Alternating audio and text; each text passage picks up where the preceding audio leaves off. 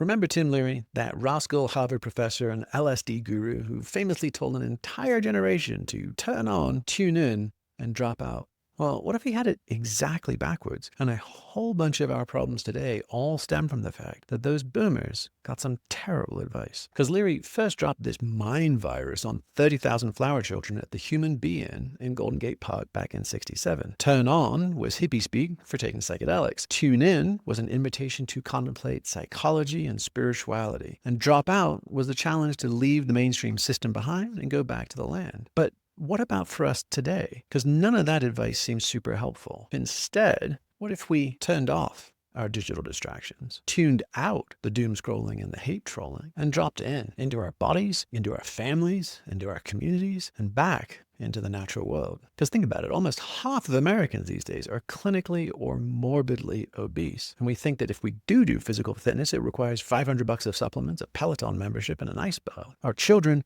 are spending more times on screens each day than they are asleep and dreaming. And more Americans placed a bet on a gambling app this past year than read a goddamn book, which is not the greatest vital sign for democracy. And meanwhile, some of our most pristine wilderness areas and national monuments have just been opened up to road cuts, mining, and logging, gutting natural sanctuaries that have always been a refuge for generations of Americans. Because as John Muir once said, in wilderness lies the preservation of the world. So how can we hope to save the world if we're wrecking our wilderness? So this crazy upside down world we're living in, where everyone and their brother, and sometimes their mothers too, are microdosing or macrodosing their medicines. And we're so wrapped around the axle of our self-absorbed TikTok therapy and new age spiritual journeys that we've all just become wounded narcissists with messiah complexes. And we're obsessed and overwhelmed by a burning world we do nothing to stop. How about we realize that Tim Leary and the Flower Power kids did us dirty? And that the best thing we could possibly do right now is flip that script. Turn off, tune out, drop in into our hearts,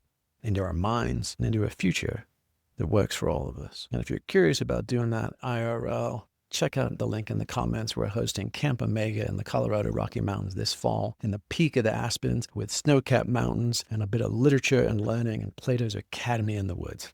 See you there.